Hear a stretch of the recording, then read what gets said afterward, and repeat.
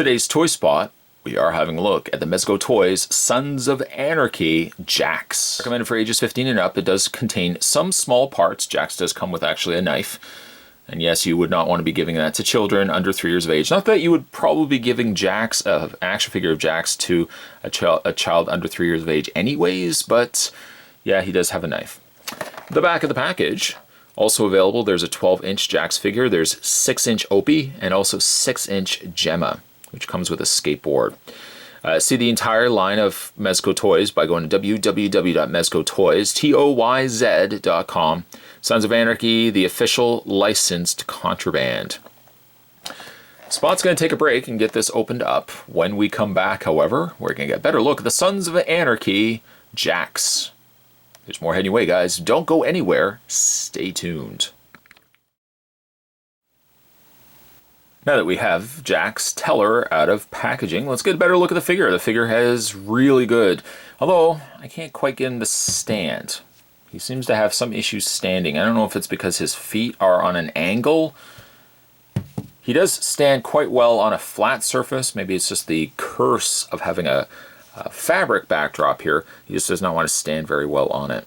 It does come with an accessory. He comes with one single knife. You can either take the knife and put it into Jax's hand, or what you can also do too is display and store the knife on the side holster right by his pants there.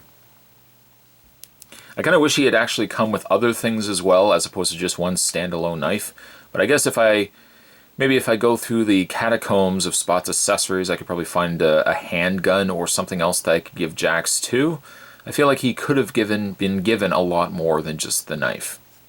Face-wise, facially speaking, it's a really fantastic sculpt. There's no denying at all that that looks like Jax Teller. Later into the seasons, of course. This by now, you've got him indicated that he's the president. Under that, you've got Men of Mayhem. Redwood Original on the other side, tag there. And on the underside, Sam Crow, the little tag there for Opie. And on the back, Sons of Anarchy, California. So everything near the later seasons, of course, everything noted in those episodes, presented very well here in figure form. Jax has the tattoos also on his arms, on the one side there. And on the underside here, I guess you could eventually give us, Mezco could eventually give us a bare-chested Jax as well, which you would see some additional tattoos as well, consisting of the Sons of Anarchy on his back. Sadly, the only problem with this figure is kind of the same issue that like Mezco has when it comes to some of their other figure lines like Breaking Bad. Great figures, but very limited in posability.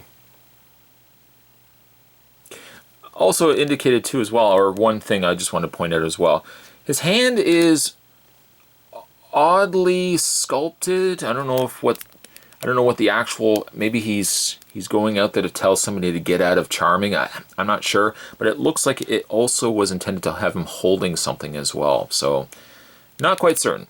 It could just be chalking it up to sculpt. Also you can see the rings on his fingers as well. The ring on the other finger also. Again, a super, super cool figure. Just wish he had more articulation. By the way, the vest is not removable from the t-shirt. It is sculpted to the t-shirt, so you can't take it off if you wanted to. He's got his white sneakers, which always seem to stay white, no matter what they're doing. He always seems to have white sneakers. And he's got his chain coming down from his pants. Okay, so let's talk about articulation, because sadly, Jax here does not have much.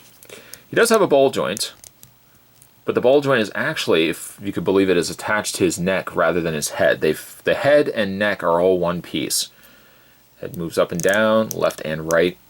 The shoulders, which I thought initially were swivel joints, end up turning out to be hinged joints. So they do rotate out, which is nice. I was thinking, if anything, the arms would only be able to rotate around. They still do, but they also rotate and hinge out too, which is nice.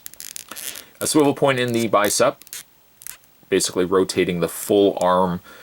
Granted, they could have given him some elbow articulation. I don't really know why they opted not to. but I think that could have also helped this figure. He has what appears to be no waist swivel whatsoever. Basically, neck down, it's just action statue.